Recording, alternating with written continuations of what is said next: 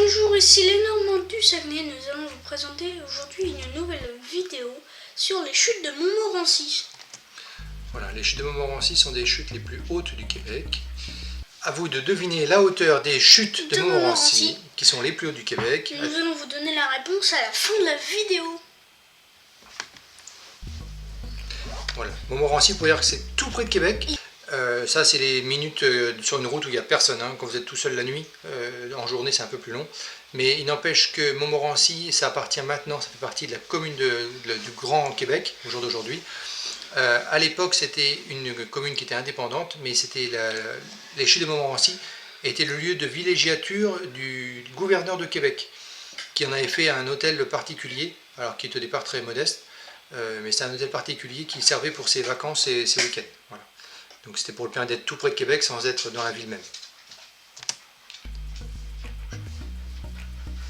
Montmorency, c'est pas que des chutes.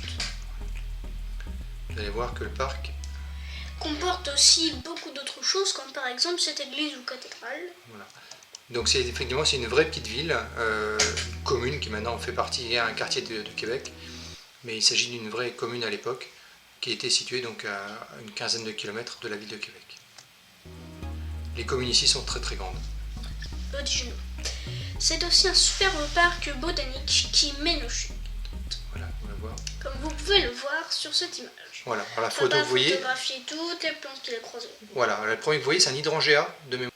C'est la famille des hortensias et donc le derrière on aperçoit le bâtiment qui est le manoir de Montmorency, qui est donc la bâtisse qui a été refaite au début de 1900 sur les restes du manoir qui appartenait au gouverneur et ça appartient à la CEPAC, donc c'est-à-dire aux parcs comme on pourrait dire chez nous, aux parcs nationaux. Ça correspond aux parcs nationaux français depuis une cinquantaine d'années, je crois. C'est donc un lieu de promenade. Ici, on pourrait croire que ce sont des ruines, alors que pas du tout, c'est simplement un arbre qui a poussé au travers.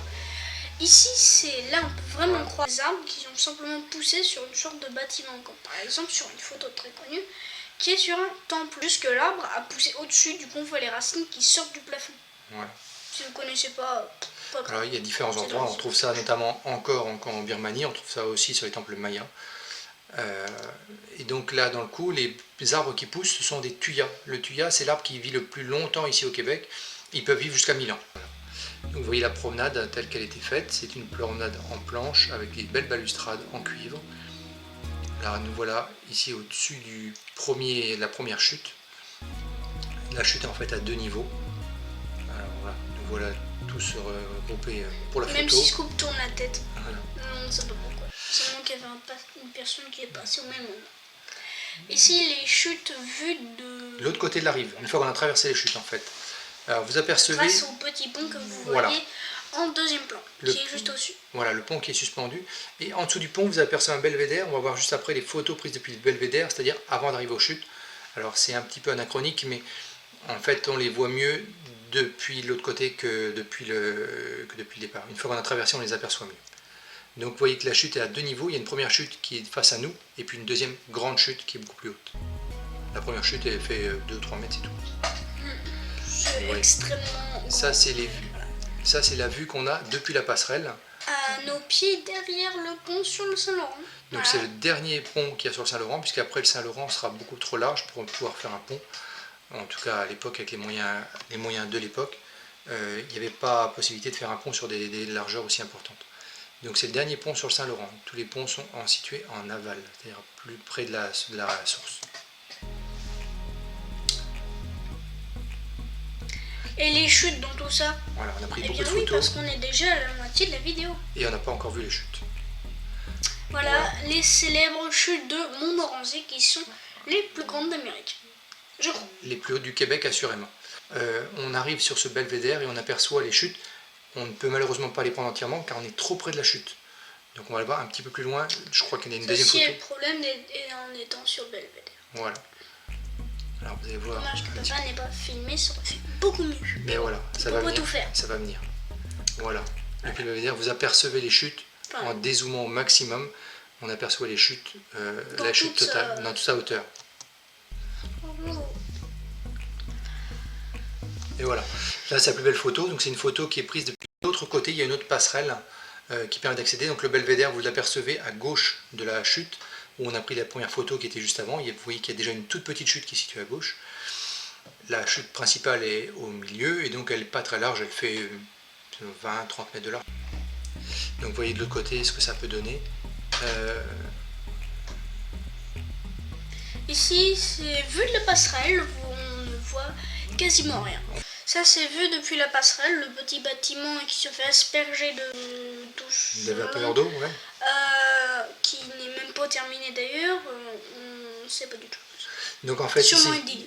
alors en fait, il y a une digue et ils sont en train de faire actuellement un chemin. Le chemin puisse faire le tour complet des chutes. On pourra descendre par les escaliers, je vous montrerai un petit peu plus loin.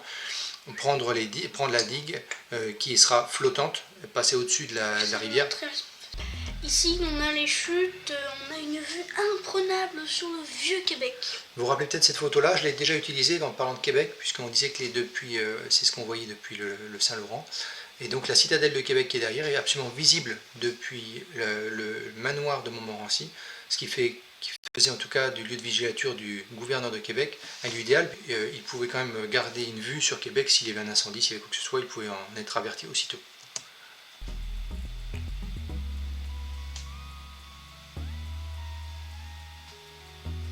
Vous êtes sportif, vous pouvez descendre en bas de la chute par 487 marches, puis remonter pour une photo. Voilà. Donc, vous voyez les marches sur la gauche. Donc le belvédère. Papa les a toutes montées.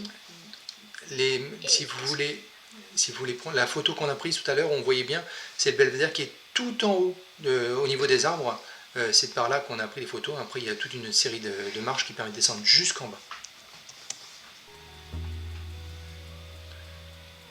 Il pleuvait dès qu'on a traversé la rivière, les chutes, on était pris sous l'eau. Donc on n'a pas pu prendre d'aussi belles photos.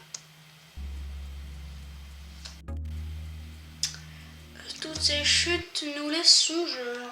Même si moi, je commençais à en avoir un petit peu marre. Donc voilà, Nathan et Scoop commençaient à être un petit peu cuits de tous ces jours de randonnée dans tous les sens. Alors, avez-vous une idée des hauteurs des chutes de Montmorency? Les chutes de Montmorency font exactement 83 mètres de haut, soit un tout petit peu plus que les chutes du Niagara, ce qui en fait donc les plus hautes chutes du Québec. C'est relativement impressionnant quand on est là-haut, mais on n'est jamais vraiment au-dessus du vide, donc ça se passe très bien même pour des gens qui ont un peu le vertige. Donc si vous voulez suivre la suite de notre périple québécois, Abonnez-vous et surtout mettez un pouce bleu.